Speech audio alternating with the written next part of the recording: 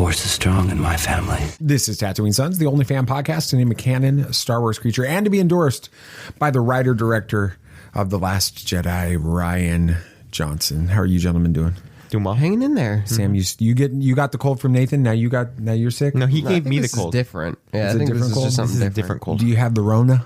No, No, something else. I don't know. It's just annoying, is what it is. Mom thinks you have West Nile virus. Yeah, it's definitely not. You got a mosquito bite you need to be worried about? Not to my knowledge. Okay. Well, Nathan and I. So you didn't get to go yesterday, did you? No. But Nathan and I watched American Graffiti yesterday. What was that like for you, Nathan? Strange. It's a strange movie. I mean, it is made by the maker, George Lucas. Yeah, I see where the Attack of the Clones dialogue came from. Oh.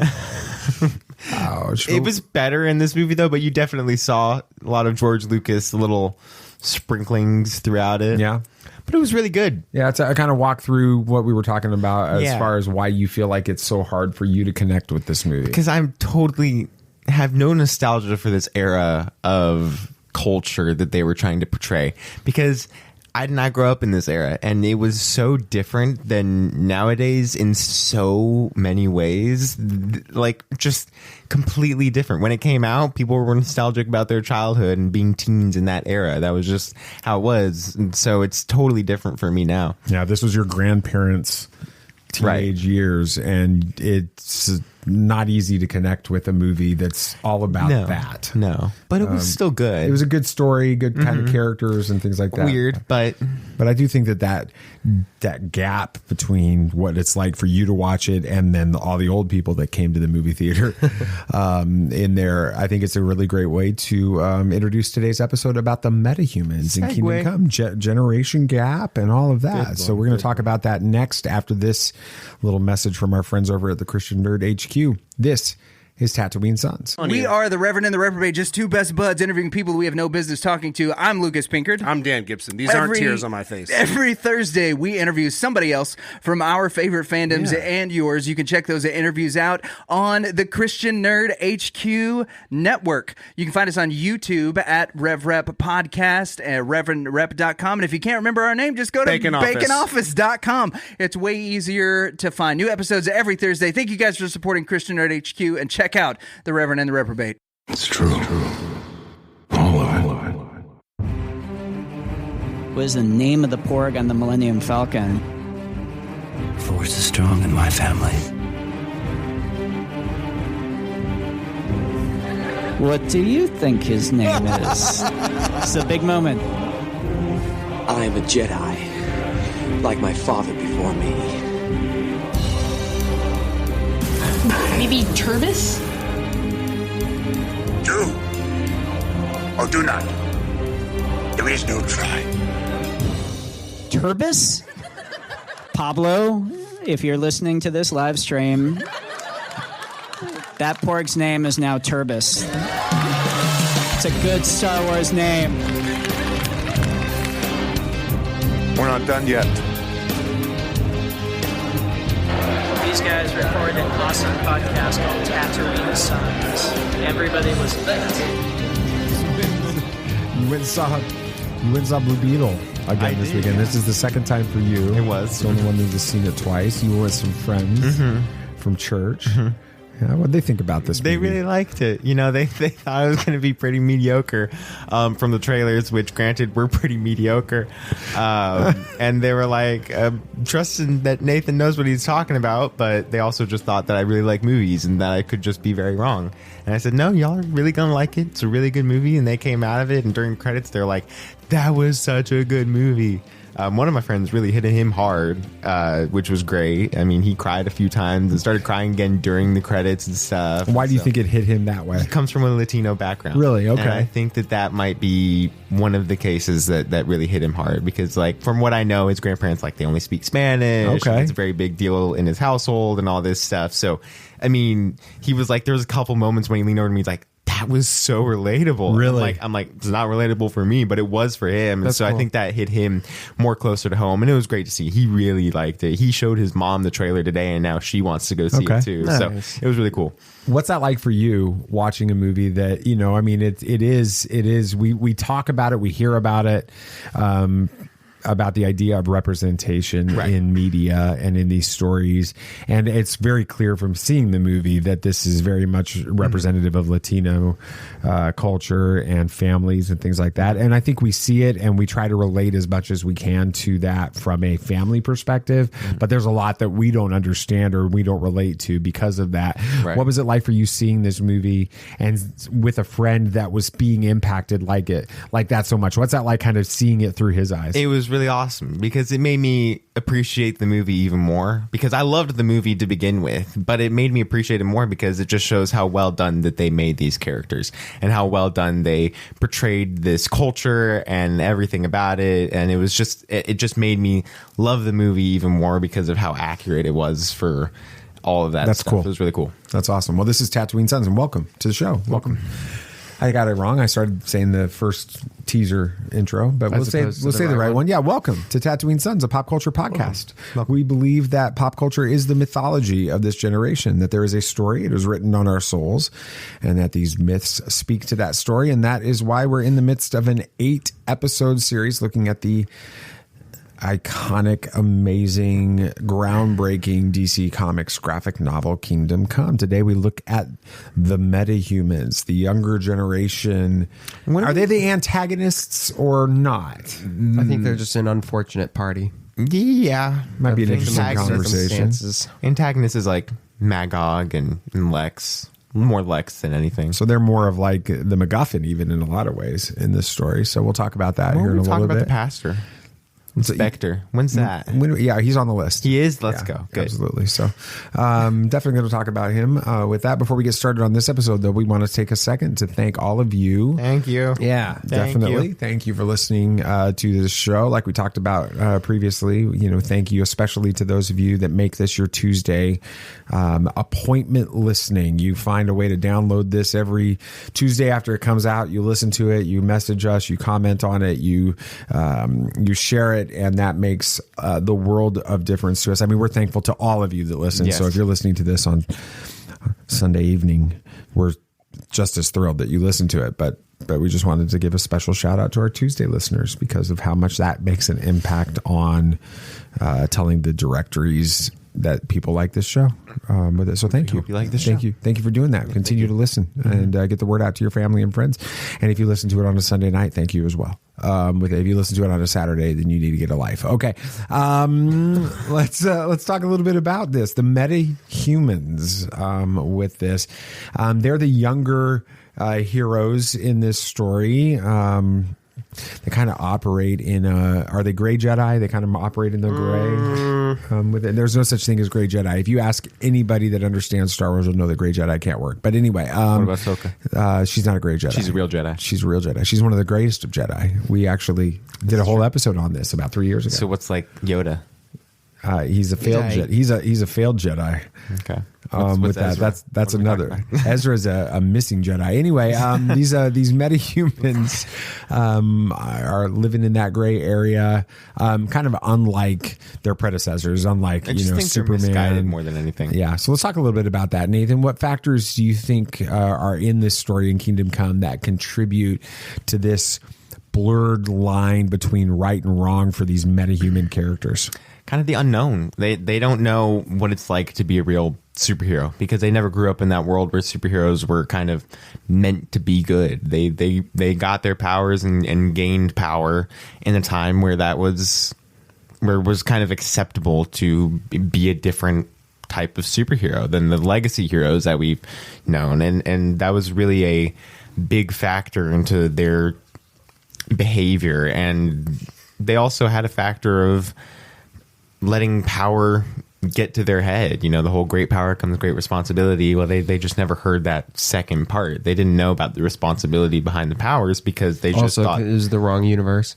Right. Well, that too. But but they kind of felt like the humans were lesser beings, and so that they just did what they could, fought all the time because that was just all they could do. If you have powers, that's pretty much what you feel like you have to do. But who do you fight if there's no supervillains left to fight. You fight each other, and then humans get in the way, and then you have casualties. And so it was just a lot of unknown and immaturity, and just a lot of misguided ideologies. Sam, from a real world perspective here, how do you feel like the metahuman, lack of understanding of right and wrong that these metahuman characters seem to have, especially in the first sections of these stories, how does that mirror sort of the wider societal debates that we have today about justice and morality and right and wrong and responsibility and that type of thing? Well, without getting too into the weeds, because that's not what this podcast. Although that is what we do. We do tend to go there, but that's not what this episode's about. But Yeah.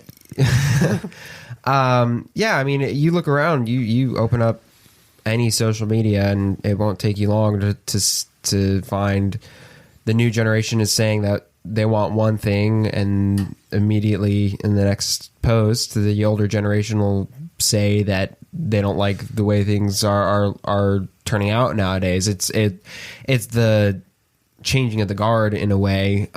This isn't like a new thing. I think it's just more pronounced because of social media. You're just able to see it more, but there's always that generational conflict that arises between each generation, and I think with Kingdom Come, it's able to take this story or this concept and make it larger than life. So it's kind of easier in a way, making it bigger. It's easier to digest that way because it's more removed from reality. You're able to kind of take it in and ingest it in a different way.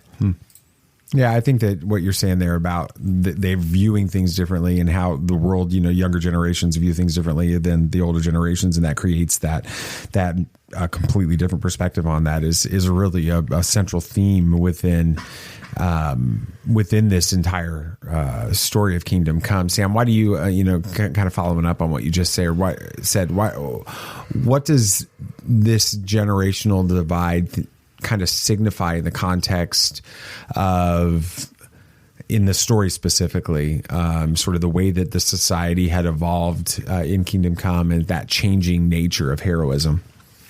Yeah, I think Nate kind of touched on it a bit too in his answer, in that there was not really a need as much anymore for heroes. I mean, the old guard had done their job so well that there were no threats really. I mean, Green Lantern was he had Earth protected with his little floating fortress. Batman had Gotham under control. The Flash had I forget the city that he guards. Is it Central City? Is it Central City in this? Usually Central City. It's Central City. I don't know if it's Central City in this one. It's Central. It might be Keystone. I'm pretty sure it's Central. I think it might be Keystone. Anyway, there's no conflict. It's kind of like, I'm sure you've heard this adage before, but like hard times create good men create good times create weak men create hard times, right? Wow, that was really good. Thank you. I didn't come up with it.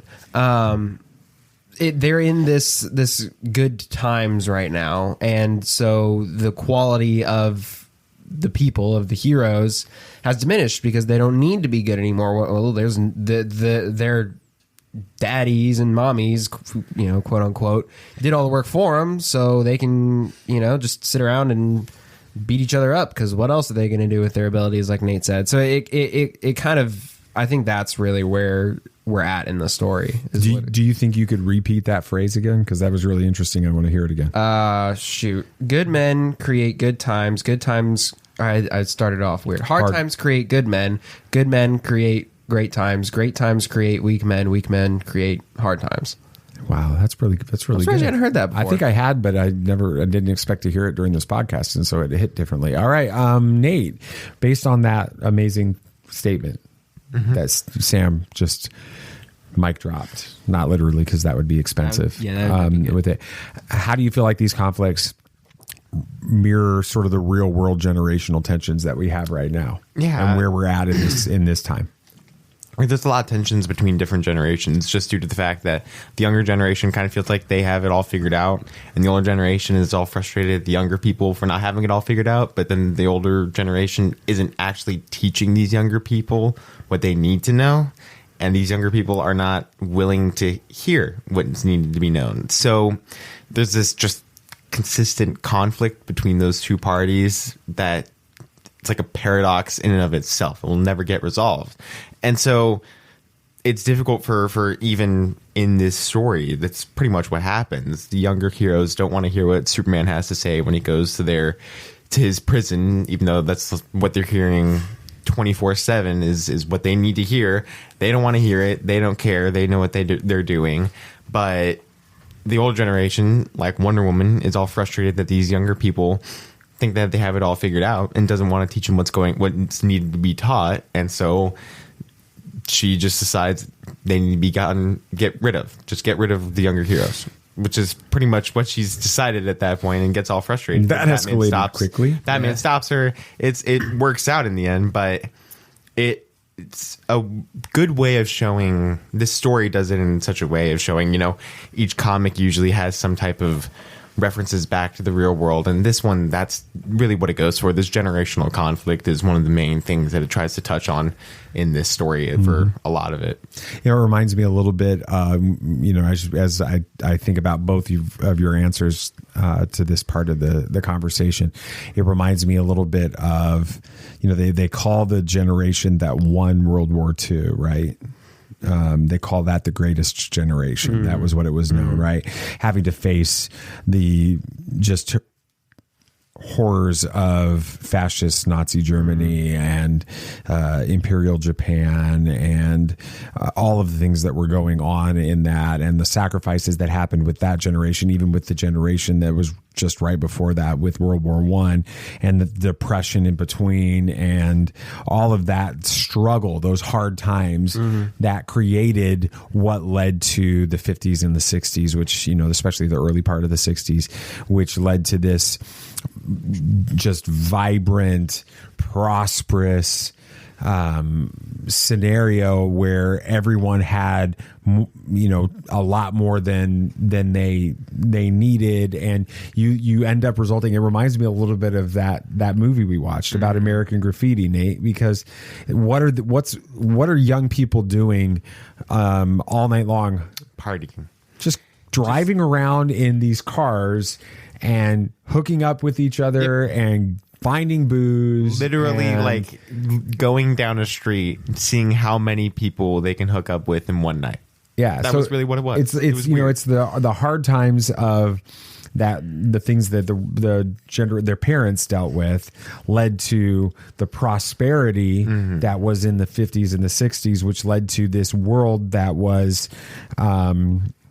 just unbelievably carefree and decadent, which then kind of leads to some of the things that we saw in the late 60s and the early 70s, which is a lot of societal conflict, a lot of upheaval, and all of those things. And then that cycle continues on, right? So you have the Vietnam War era in the 60s and the 70s, and a lot of the financial just insanity that happened in the mid 70s, late 70s, which led to sort of this new boom, the greed is good boom in the 80s, with Reaganomics, and we're not getting into the politics of all of that, but everything that happened in the 80s, with which you celebrate and stuff like Back to the Future and the 80s movies that you see and stuff like that, which then leads to a generation of it's this thing is happening over and over and over again. And I wonder if there's anything that we can do to sort of correct those mistakes, or if those mistakes just have to play themselves out. Nate, what do you think, thinking about the origins of Superman and Batman and Flash and Green Lantern and that legacy generation of superheroes, their origins and their motivations? Compare that a little bit more for us with this Metahumans younger generation, and kind of, I know you talked a little bit about they came in and everything was good, but kind of help me understand a little bit more what their origin story is for that metahuman generation. Well, I'm not sure I grasp it fully. I'm sure that their origins were pretty, I don't know. I'm sure that they didn't lose much to gain their power. I'm sure that they didn't lose much to have this responsibility that they feel like they need to have, because every good hero usually has to lose something to be able to figure out what they need to have. I mean, Batman lost his parents, Superman lost his canon event. planet. Exactly. Yeah, basically a canon event. Usually most people have to lose something to gain something. And so these heroes really didn't. Wonder Woman had to usually has to leave her island, or sometimes her mother dies. What's the Steve, yeah. So usually there's something lost with all of these heroes. And so I really have to see that these heroes, these new generation, didn't lose anything. So they don't know what it's like to just have this responsibility to want to do good and not have that happen to other people. They don't think of what their actions are doing to these humans that are being collateral damage, what their families might be feeling, because they never had to experience that themselves. And that's just how life works in their mind. So they just do what they want to do, because the whole great power comes with great responsibility thing, it doesn't work. It doesn't apply to them. Mm-hmm. Yeah, I think in they were, most of these heroes I think were probably just born with their powers, because a lot of them are from the older generations and stuff. But I think, part of it may be you can only learn so much through being told something. It comes with anything. You can sit there, from my experience, you can sit there in a classroom and listen to a professor talk for hours and hours and hours about a subject. That's great and that's good. But until you go out and really experience it for yourself, do it on your own, you're not going to learn anything.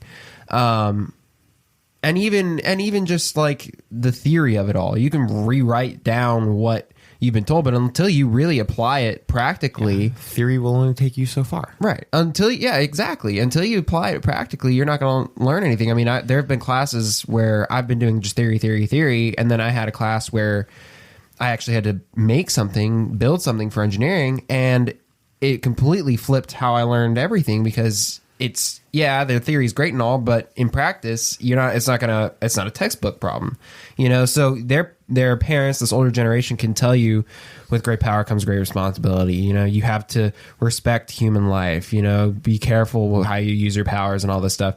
They can sit there and listen to that all the time, but there's been no reason for them to apply that. There's no villains. They've had no troubles. Yeah, the previous generation did such a good job of fulfilling their purpose as these legacy heroes up to an extent, right? I mean, we've talked about Superman and his origin in this, and all of that, or his big moment in this that sets him into exile. But for the most part, these superheroes have rid the world of the supervillains. Right. So the newer generation doesn't have to apply anything. Right. So they're not going to learn these lessons. There's no struggle for them. It's like I was thinking about this Friday night when we went and saw the 30th anniversary of Jurassic Park. Great movie. By the way, a flawless movie. Yep. I know that you've all seen that movie, but just go back and watch it again and see if that movie still holds up 30 years later, both visually. Try seeing it in theaters, though. That was even better. That was so good. Cool. It was so good. But anyway, there was the moment when they are first on the island with the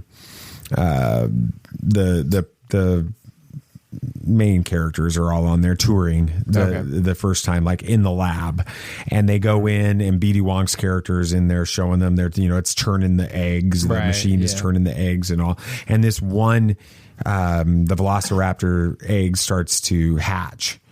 You remember that? And then and so as it's hatching, there's this part of me that even today, and this is again a testament to how well they did these effects, 30 years later, it looks so real to me that I'm empathizing with the hatching Velociraptor struggling to get out of that egg.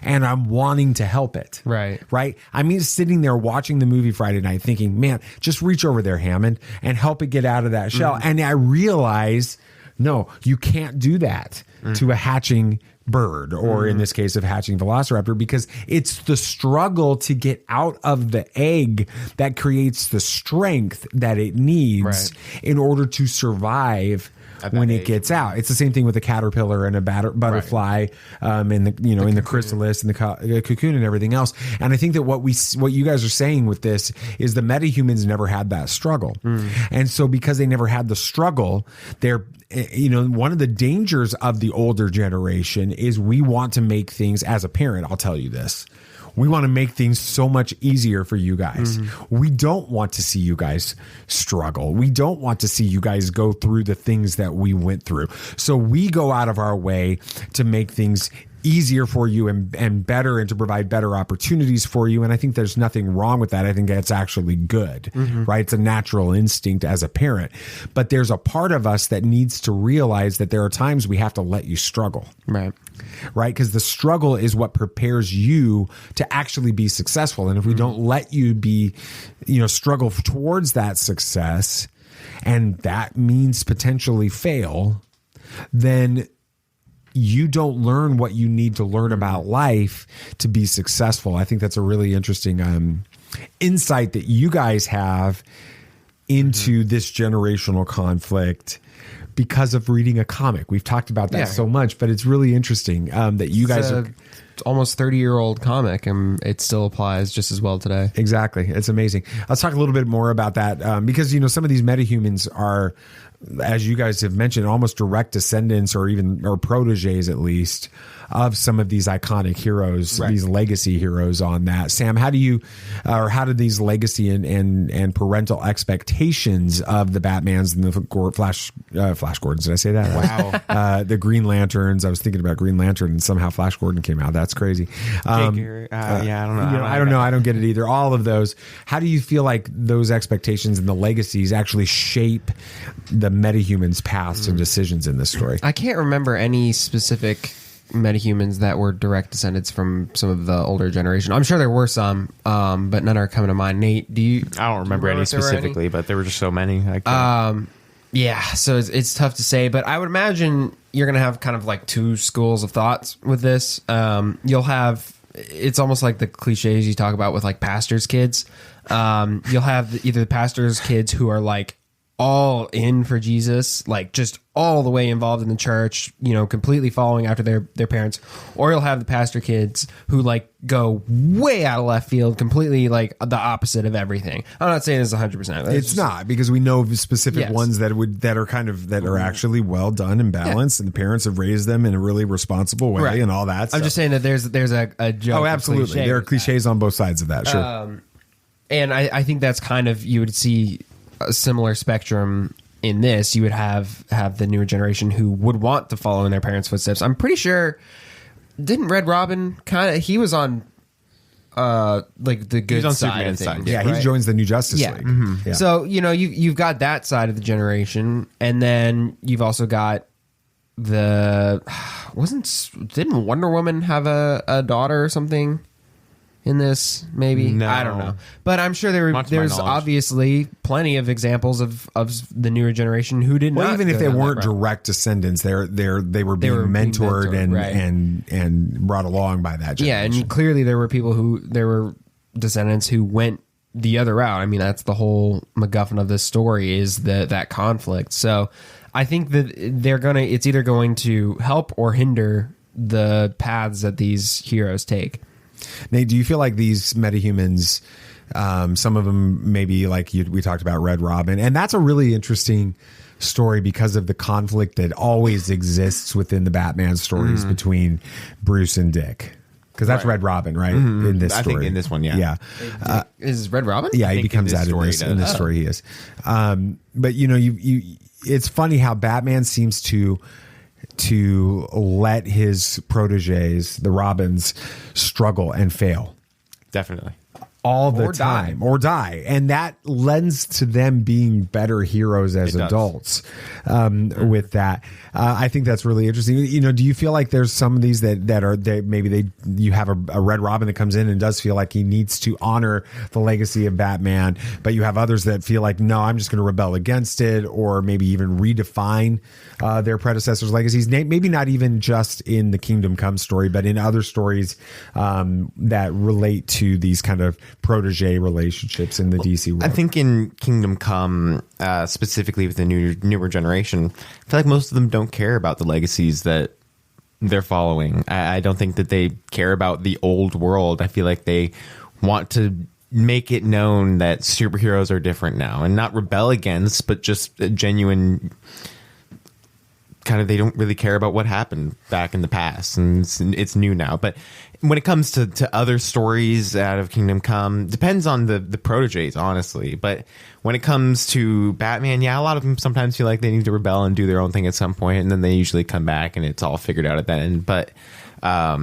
with most proteges, they want to honor the legacy that they're following, and usually, in the Batman stories, they want to honor his legacy as well, especially in some of the versions of the main continuity where he passes away. They all step up to kind of fill in that role and help out game, right? Because it's just, they want to honor who he was, and so usually they want to honor them. But I just feel like in this story, the new heroes don't really care. Most of the new heroes don't care.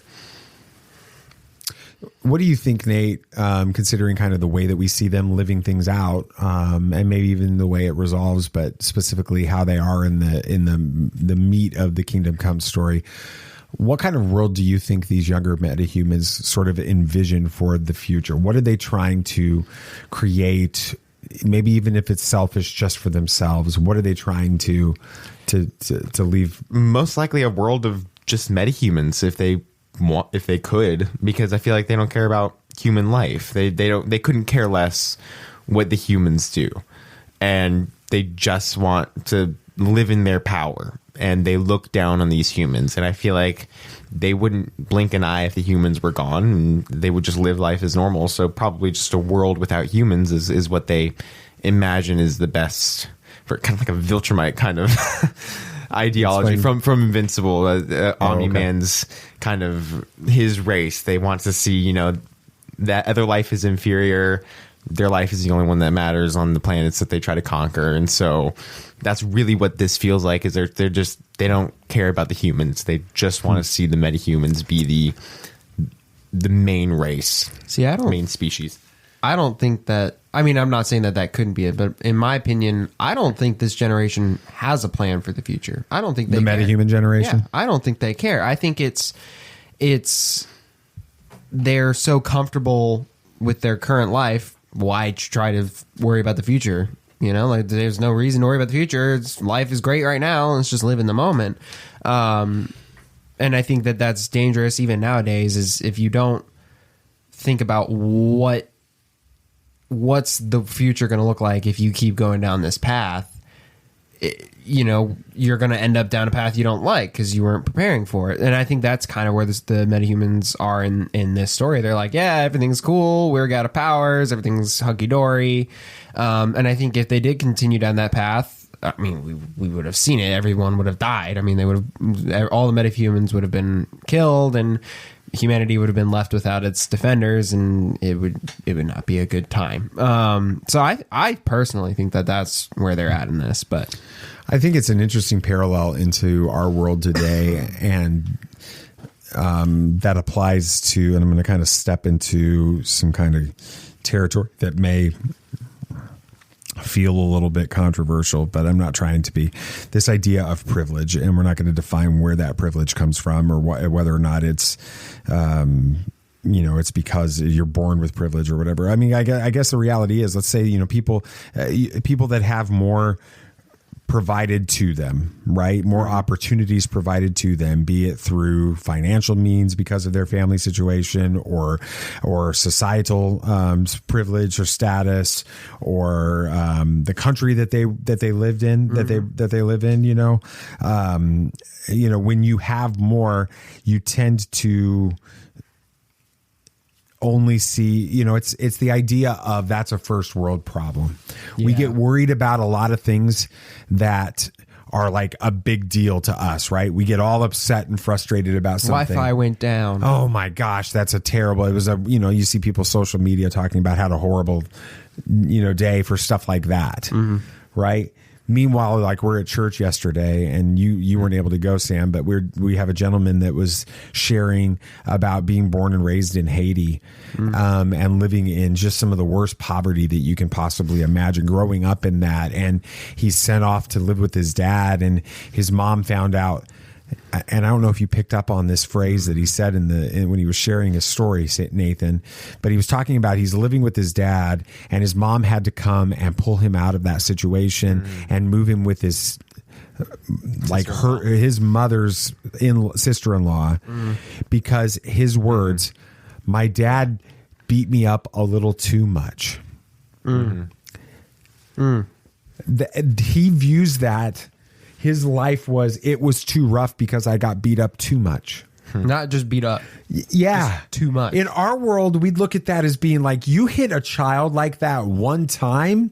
Jail. And they should go to jail. And take that kid away. And he comes from a different world. And I'm not saying that world is different or better or whatever. I'm saying it's different. It's different. And we view life so much differently than that. And I think that in the metahuman story, there's the danger being presented that they live in a world where there's no supervillains, that they have this unbelievable power, and the humans aren't even a concern.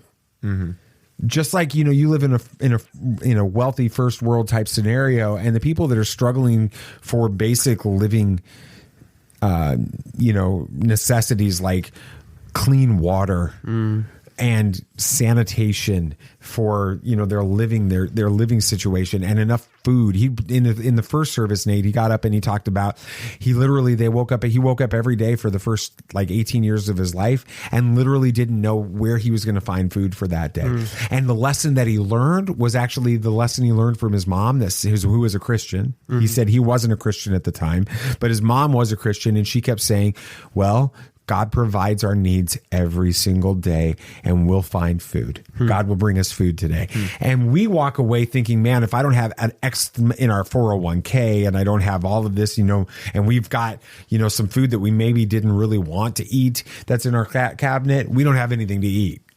Right. And I think it's a really interesting, sorry, I'm digressing, but I do think that it applies from this story, with this. Sam, do you think that the vision that the metahumans have and the older heroes in this story have for the future of Earth in the Kingdom Come universe is at odds with each other, or is there really a potential for common ground and collaboration throughout this story, especially in the resolution to the story? I think a common ground that anyone can see is they want a more peaceful, easier future. That's just been humanity's what they've striven for as long as we've got recorded history, is an easier tomorrow, a safer tomorrow. And while the metahumans probably are going about it the wrong way, I think that if them and the old guard kind of sat down and talk, they would realize that they ultimately want the same thing. It's just that their methodology isn't quite right. And I think they could find a good middle ground, because there is commonality between both generations. They just need to put their differences aside for a minute and find that. Let's I know that we've had basically an entire episode of Dad Moment, but we'll have a final we'll share a specific Dad Moment now. I am your father. So as I read through Kingdom Come, I can't help but draw some parallels between the tensions of the metahumans and the challenges that every generation faces. Obviously, we've been talking about that this entire episode. There's this natural desire in the young to kind of carve out their own identity and to break away and redefine the world in their own terms. It kind of reminds me of how each generation, even outside the comics, believes that they've found a better way for challenging the norms of the older generation. But with that zeal, just like you guys have said all throughout this episode, there's also a responsibility that comes with it. And the younger metahumans with their raw power, their strong wills, symbolize kind of this youthful energy, but they also wrestle and grapple with the weight of the legacy of the generation before. Their struggle is very similar to our journey that we face in each of our generations, where we need to respect the past, and yet we have this desire to build our own future, like you were saying a minute ago, Sam. As we see in this story, sometimes these differing visions can clash, creating these rifts and these divisions. That also reminds us of the importance of understanding dialogue, of finding common ground with this. And there's a lesson in there for all of us about honoring the wisdom of the past while also navigating the promises and the challenges and the perils of the future. So nice. Enough about that. Let's. I think that's going to do it. That's going to be get through the episode. Good episode. That's good. Good episode. Yeah. Thank you guys so much for listening to the show. Thank you very much. Where can people share what they think about the metahumans and our conversation of it? Any ideas of where people could share? You can do it on Twitter X. That's literally what people are starting to call it. Just Twitter X. Yeah. Don't know what else you're going to call it. Why he hasn't changed the name to that? You can find us there. You can find us on Facebook, Threads, Instagram. We got a website. Yeah. It's all Tatooine Sons, SONS. You can find us on pretty much any social media platform and share your thoughts there. Yeah, you can also email us at djesse, Jesse, at tatooinesons.com. You can do that. If people like the show, Nate, what can they do to let us know? Hopefully you like the show, but to let us know, you can leave a review on any of the app that you're listening to, or any of the apps you listen to us to. You can do it on different ones, but usually they have a review section. If not, they sometimes have a rating section, and you can rate and review us. We'd love to 5 stars. Yes, please. Thank you. But we'll read your reviews when we get notifications of them, and we'd love to hear your thoughts on the show. Absolutely. And if this causes you to think a little bit differently about some of these stories, and maybe if it causes you to look at these stories going forward from a different lens. Maybe you've just watched them and thought, man, or read these comics and watched these movies and TV series and thought, man, these are great stories, and then move on. But if now you hear these kinds of conversations and they allow you to look at them a little bit more deeply and stuff, then we've accomplished our goal, because we do, we've said it all along. Pop culture is the mythology of this generation, and these stories are important, and I think they help us to have conversations that we would not otherwise be able to have. So we appreciate that, and we thank you for listening to us have these kinds of conversations. This was a very different episode. It was a little bit for us, but I think it was an important episode, and so I appreciate you taking some time to listen, and please share it with your community, your fans. You may have fans. Yeah, that'd be great. I mean, you may be a really important, superhero that has lots of fans and listens to those superheroes don't exist, though, do they? Unfortunately, we need to fix that. Superman, maybe like an Iron Man and a Batman. You can become Iron Man, Sam. Okay, yeah, that's my goal. Nate, you'll become Batman. Okay, that's fine. Is that good? All right, and then then if you have your fans, then you can do that too. Thank you.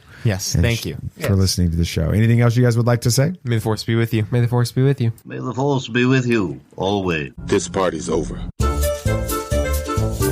I like that Wookiee. Don't get technical with me. Joy, please. Yep, yep.